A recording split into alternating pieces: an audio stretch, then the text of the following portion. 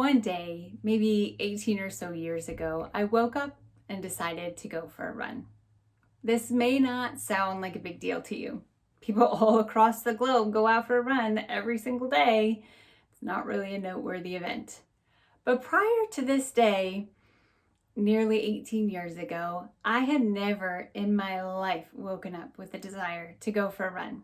In fact, the only running that I had done up until this point was the required running you have to do in gym class, or that 1 year in elementary school where I thought I wanted to be as cool as all those athletic kids, so I signed up for basketball. Huge fail. I'm not athletic at all. And I had never in my life woken up, popped out of bed, and decided to go for a run. But for whatever reason, on this random day nearly 2 decades ago, I just felt like running. Actually, it wasn't a totally random day. It was Memorial Day, one of those first preview days of summer after a long, cold, and snowy winter in Indiana. So perhaps I just felt really cooped up and was desperate to feel sunshine on my skin for the first time in months. That's the best reason that I can come up with. Whatever the reason, I scrounged around for some type of clothing that would be decent to wear on a run and found some shoes that were sort of running-ish and put them on and headed out the door. I call it a run, but perhaps it was more walking than running, but my goal was to run, so we're gonna call it a run. And I ended up several blocks away from my home at the time in the downtown area, and I was watching the preparations for the Memorial Day parade that was going to happen later in the day. Do you want to know what the most fascinating and exciting part of this experience was for me at the time? I was amazed at how far I had traveled from my home on my own 2 little feet. I hadn't used a car or even a bike, and I felt like I was so far away from home. When I was writing this talk, I looked up the approximate distance that I had traveled from home. This was before the days of GPS and phones that told us where we were and how far we'd traveled. So I had no idea at the time how far. It just felt really far. But when I looked it up the other day, I was 1.5 miles from home. I was so impressed with myself and so amazed at my incredible running abilities because I had traveled 1.5 miles from home. I came home sweaty and stinky, but fascinated with this crazy thing called running.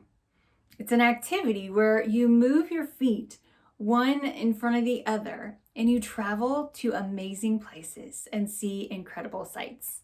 Can you even imagine? Today, I am sharing with you the story of how I became a runner. Now, before all of you non-runners tune me out, this is not a story to try and encourage or convince you to be a runner or to even go out for a run. If you want to, then by all means, I'm very biased, but I would highly recommend it. But my real reason for sharing all of this story is to illustrate what scientists have discovered are the 5 facets of flourishing in life, and how running has helped me to personally experience all 5 facets. Again, this isn't to say if you become a runner, you'll be able to experience all these 5 facets and life will be great. This is to tell you my story of how I used my hobby, something that I am passionate about, to improve my life and flourish. So it will help to get the juices flowing so that you can figure out what you're passionate about and use that to help you flourish. We all want to thrive and enjoy a satisfying life. Psychologists tell us that this is possible, but it takes work and intentionality. The good life doesn't just happen. You have to work for it. Running is hard work, but the rewards for me have been tremendous. So back to my story. After going for my very first run 18 years ago, I came back home and was experiencing a huge sense of accomplishment. Never mind that at most I had only traveled a few miles, and most of that was probably walking. In my mind, I was equivalent to a marathoner. Accomplishment is just one of the 5 facets of well-being that we're going to talk about today. And I'll share more about all 5 of them at the end, but I want to tell you a little bit more of my story so you can see how these all come into play. So sometime later after this initial run that day, I got a postcard in the mail telling me about an opportunity to run as part of Team in Training. So the deal with Team in Training is that they would help me with training and support. They would pay for the race entry fee and the accommodations for race weekend. And in exchange, I would raise money and funds for the Leukemia and Lymphoma Society. At the time, I knew someone who was going through lymphoma treatments, so this sounded like a fantastic idea. I had just started dating a new guy, and I decided we should run this race and do this fundraising together, because that's what you do when you're in a new relationship. You got to do everything together, right? My boyfriend was not a runner either, but since this was early in our relationship and he really liked me and he's a smart man, he agreed. Now, neither one of us had ever run a race of any sort in our lives. We'd only gone for maybe a few casual short runs. He'd played football for a couple years, but we were not in any way runners or experienced in racing at all. The race that we selected for our very first race ever was a half marathon. Now, for anyone who isn't up on all the runner lingo, a half marathon is a distance of 13.1 miles. The very fastest runners in the world can run this distance in about an hour. Clearly, we were not at all the fastest runners on earth. We had no idea what we were getting ourselves into. For months, we did our best to follow the training plan that we were given, but it was winter in Indiana, and that's not a fun time to run. And we were newly in love, so I'm sure that you can imagine that running was not really high on the priority list for either of us. Race day finally came, and we were so excited to get started on this incredible experience until, we actually started running. We had trained in the winter and the spring, but on race day, summer arrived with a vengeance. The temperatures and the humidity soared to dangerously high temperatures, and we were massively undertrained and had no idea how to run in the heat. Fortunately for us, we both managed to make it to the finish line and cross it and finish, but it was a pretty miserable experience. We were extraordinarily proud of our accomplishment and happy that we had done it, but I was firmly decided I would never do that again. Several years later, I got mixed up with a group of friends that were runners. I'm still not sure how that happened, but due to their peer pressure, I decided to give the half marathon another try. I signed up for the local race and decided to train as best as I could, which was still far less than I should have. And again, I made it to that finish line and swore I'll never do that again. The race was brutal. But then those runner friends invited me to join them on a girls' weekend away. Now, this was not a girls' weekend away to go to the spa or to relax for a day at the beach. No, we were going for a girls' weekend away half marathon trip. We were leaving our husbands and our children so that we could go run 13 miles. Twice I had run a half marathon and declared I would never do that again, but somehow they convinced me to join them because I got to leave my family and go hang out with girls. On this half marathon, everything changed. As I came to the finish line, I saw my 3 friends cheering me on to the finish. And then I heard the announcer, and he said, "And the pride of my city, Tracy Kulwicki," right as I crossed the line. Now let me be clear, I am not the pride of my city. Approximately 10 people in my city even know my name. But as I crossed that finish line, I was overwhelmed by pride and accomplishment and joy and camaraderie with my friends and with all the other runners that were there. It was an incredible experience. And from that point on, I was hooked on these crazy adventures called half marathons. From that point on, I was a runner. Fast forward a handful of years, and I've accomplished quite a lot as a runner. I will never be a fast runner, but that's never been my goal. I am still just absolutely fascinated at the places my feet can take me. This world is a gorgeous place, and you can see so much more of it if you travel on your own two little feet than speeding by in a vehicle. 5 years ago, on another Memorial Day, I made the decision to start running at least 1 mile every single day. My goal at the time was to go from Memorial Day to the 4th of July that year and just see if I could run every day. For that year, it ended up being about 41 days. When I was making this goal, I was thinking there's no way I can run every day for 41 days. That's just crazy. But it sounded like a fun thing to try. And I knew I probably had it in me to make it a couple weeks. So I said, we'll give this a try. And if I can say that I ran every day for a couple weeks, that would be pretty amazing. Well, somehow I made it those couple of weeks. And then I made it all 41 days. So I decided, let's just keep going and see how long this will last. If all goes as planned, next week I will reach my 2,000th consecutive day of running at least 1 mile every day. I've also run over 20 half marathons now, a few 25K races, a full marathon, and plenty of other races. I had no idea that my urge to step outside and go for a run all those years ago would drastically change my life, but it did. It wasn't an overnight change.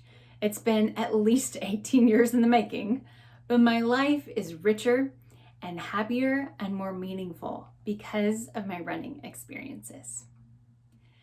Positive psychologists can easily identify why my running journey has led to such a great improvement in my life. My experience has had each of the 5 aspects of PERMA in them. And PERMA is the acronym that we use to help us remember these 5 facets of well-being. So I want to now break down what those 5 facets are and how I experience them in my running. The first facet of well-being, according to Martin Seligman, is positive emotions and experiences. Sometimes this facet is called pleasure. From my joy and fascination on that very first run, to the exhilaration of crossing every finish line, to being filled with pride at the fact that I've been running for nearly 2,000 days every day. My running story is filled with positive emotions and experiences. While life is about far more than positive emotions, and being happy all the time should never be our goal. It is critical that we experience some positive emotions and good experiences and pleasure on a regular basis. This can help us to increase our creativity and productivity, but research also tells us that positive emotions can help us build personal resources that we can draw upon during hard times. Those good times, those good experiences that we have make us stronger and more capable of handling the negative emotions that are guaranteed to come in life. The second facet of this well-being PERMA structure is engagement.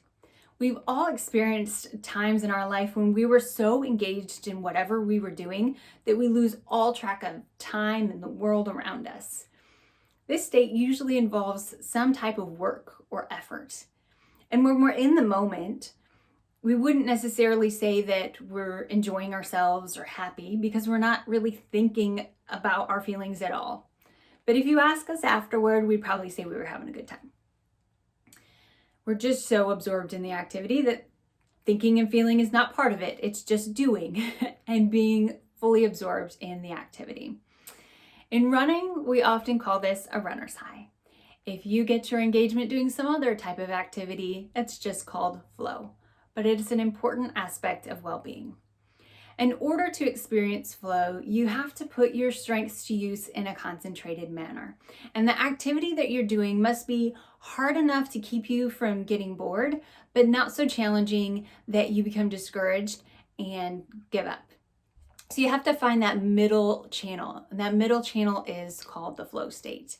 And being in this state more often helps to make life more enjoyable and satisfying.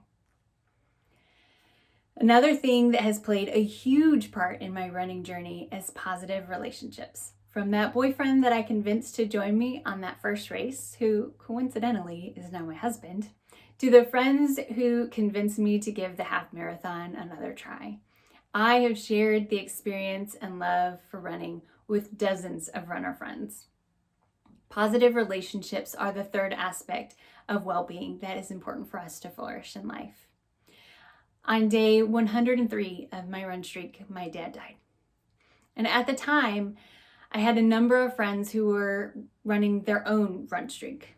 And many people were concerned that I wouldn't be able to keep up with my run streak due to my grief. So one of my streak friends chose to run 2 miles each day for that week or so period after my dad died. He was running 1 mile for his own streak and 1 mile for mine, just in case I didn't have the strength to run on my own. Positive relationships are powerful for a happy life. My dad was injured in a construction accident before I was born, and as a result, he was never able to run. He had physical challenges that made getting around complicated all the time, and this was due to the fact that he had very little feeling in his legs and feet. I know that there are millions of people who wish that they could go for a run, and for a variety of reasons, they aren't able to. My ability to run is a gift that I will never take for granted. I run each day in honor of those who can't. This gives meaning and purpose to my runs. Meaning is the fourth aspect to include in order to experience well-being. Over the years, I've shared my running experience with hundreds of people. My story has helped to inspire others to prioritize their health, to get outside more, and to improve their overall well-being in a way that is unique and helpful to them. Running isn't just for me. I share it with others so that they can benefit from my experience as well. So when you're looking to add more meaning to your life, think of ways that you can use your God-given gifts and talents in service to something beyond yourself. The final piece of being able to flourish in life comes from accomplishment. I have 2 racks of medals in my living room reminding me of all that my hard work and running has accomplished. The feeling of crossing the finish line at the end of a hard race is difficult to match. As I said in the beginning, I am not a fast runner, nor will I ever be. Most of the medals I've received are just the rewards I earned for crossing the finish line. You get a medal whether you cross first or if you come in last place. It's not just a participation trophy. In order to get to the finish line, a runner must put in hours of hard work and training and preparation in advance. Finishing in and of itself is the goal. That is what the runner is trying to accomplish. Human beings are driven by the desire to achieve, to accomplish something simply for the sake of saying we did it. Those medals on my wall, I run races specifically so that I can get a medal to say that I did it. As I mentioned, you can remember this model for a life of flourishing by the acronym PERMA, P-E-R-M-A. If you want to experience greater well-being and satisfaction in your life, you don't need to go out for a run, although that could definitely help. But you can take some time to consider what aspects of PERMA might be missing from your life, and then consider what activities you could pursue that can include those facets. So again, you need positive emotions and experiences. What activities can you do, and what ways can you reframe your mind to enjoy your life, to experience more joy and peace and calm? The second one is engagement. What activities do you do where you totally just lose yourself, you lose all track of time? Do those more often. Relationships. Who are your people? Who are the people that support you and that you support and that you live life with well? And meaning, what can you do in service of others or a higher calling to make the world a better place? An accomplishment. What do you want to accomplish just to say that you did it? I wish you well. Go out and enjoy some PERMA and maybe a good run.